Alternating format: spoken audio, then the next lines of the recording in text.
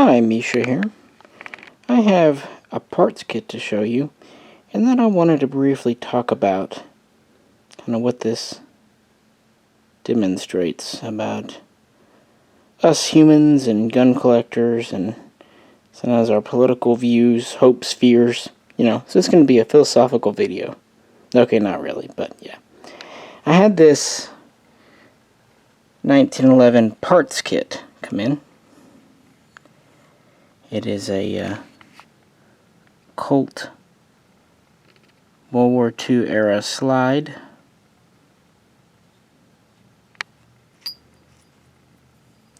Does have its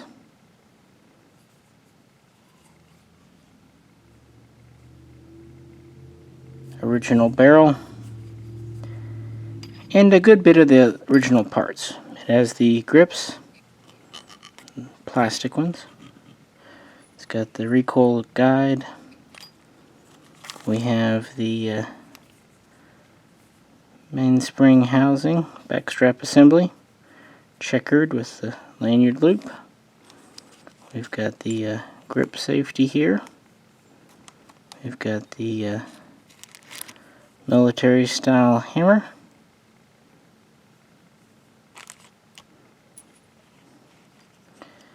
And we have a bag of small pins and springs and stuff. And we have the slide stop and the military style manual thumb safety. What we do not have is the frame at all.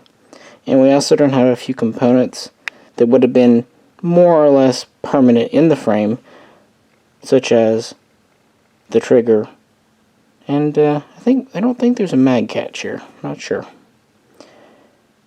So how did this come to be? Well, some of you might have seen the few videos I've posted on both channels about my MP44, and by the way, I do promise some videos on that are coming. We've just had a heck of a summer. This came from the same estate. It was the same GI. Had this, and at one time it was a full pistol. So what happened? Well, in 1968, the owner was concerned that he would get in trouble, either have it taken away or even arrested or fined from the federal government, because the 1911 said U.S. property. This is a very common worry you'll find with an older generation. It's kind of funny, World War II vets would bring home a Thompson submachine gun. I'm not saying they didn't worry about it, but they'd do it and stick it in their barn for 50 years. Yet they worried that a 1911 or even a Victory model revolver would have property marks. Now most of them, if that really worried them, would file them off. And you can actually find this on a lot of surplus guns. This gentleman, though, was concerned enough that he dismantled the gun and then either cut up or just threw away entirely the frame. Yeah. I mean, at least he did save parts. But this looked to be a pretty nice condition 1911. And it would have been worth a decent amount of money if it were intact. But fear, even maybe paranoia, concern, caused him to destroy a perfectly legal then and perfectly legal now gun for him to possess. And you see this often in the gun community. Think of all the times people have bothered the ATF about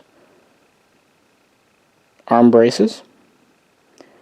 ATF said they were illegal. Then people kept bothering them.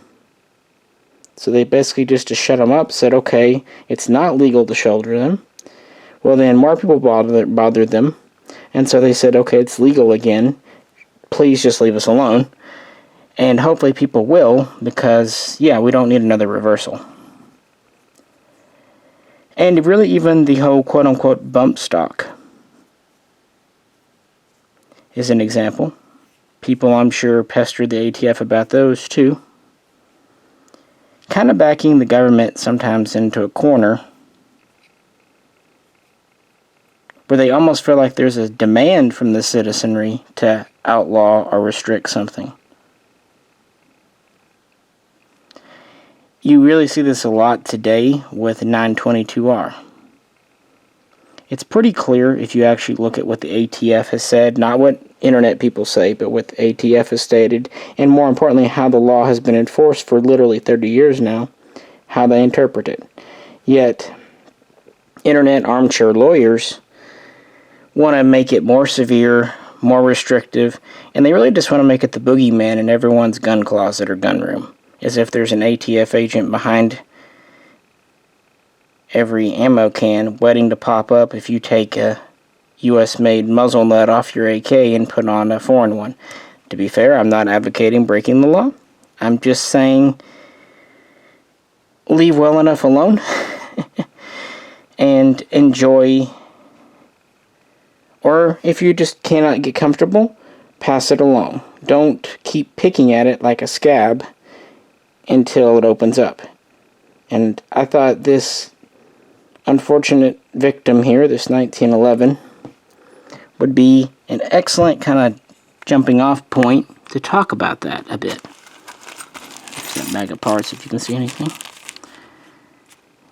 But it really does make me sad. I mean, I'm glad he saved some of it, but I wish he'd saved more.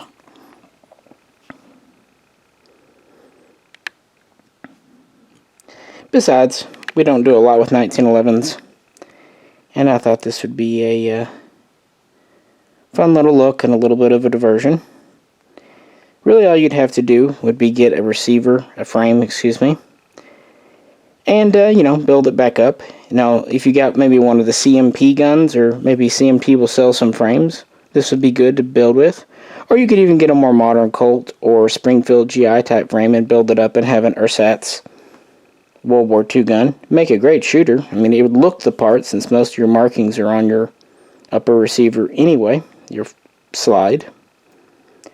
But, it's not hopeless, but, what could have been upwards of a $2,000, certainly $1,500 gun is now a $500-600 parts kit at best. So again, know your rights, know the law, obey the law, but don't be afraid to stand up for your rights.